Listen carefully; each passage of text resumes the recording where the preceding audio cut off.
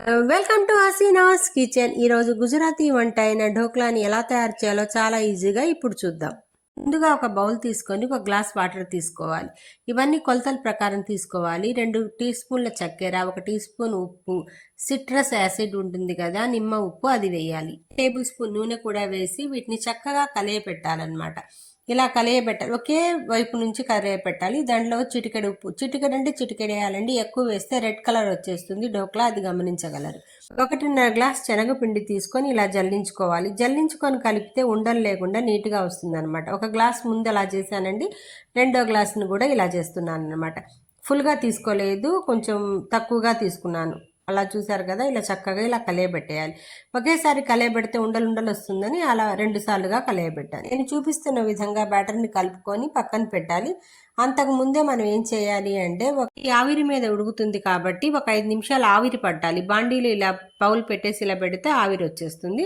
మనం దేంట్లో అయితే ఉడికిస్తామో ఢోక్లా, దానికి నెయ్యి రాసేసి పక్కన పెట్టుకోవాలన్నమాట. ఇందాక రెస్ట్ ఇవ్వడానికి పెట్టిన పిండిలో 1/2 టేబుల్ స్పూన్ సోడా ఉప్పు కలపాలి. సోడా ఉప్పు వేయగానే ఇలా పొంగుతుందన్నమాట. చూసారు కదా, ఇలా వస్తుంది.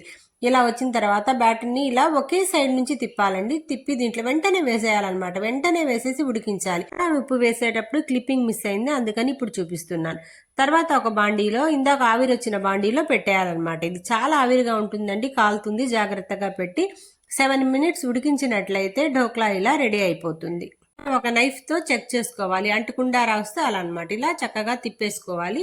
తిప్పిన తర్వాత చూడండి ఎంత సాఫ్ట్గా, ఎంత స్పంజిగా వచ్చిందంటే మన ఢోక్లా పర్ఫెక్ట్గా వచ్చిందండి. చూడండి ఎంత మెత్తగా ఉందో. ఇలా రావాలన్నమాట, కేక్ వచ్చినట్టు రావాలండి. బబుల్స్ బబుల్స్ వస్తేనే, ఇలా కేక్ లాగా వస్తేనే ఢోక్లా మనకు రెడీ అయినట్లు అనమాట. ఇప్పుడు ముక్కలు కట్ చేసుకొని ఎలా వచ్చిందో చూద్దాం.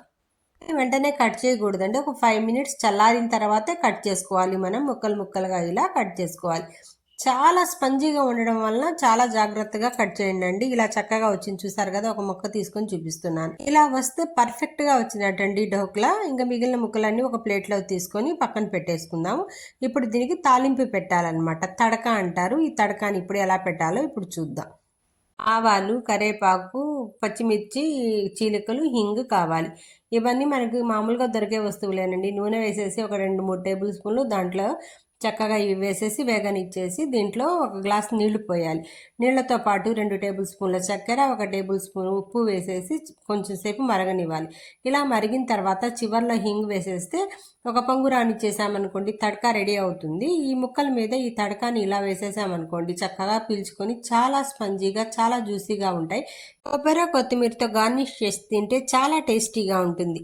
Thank you for watching.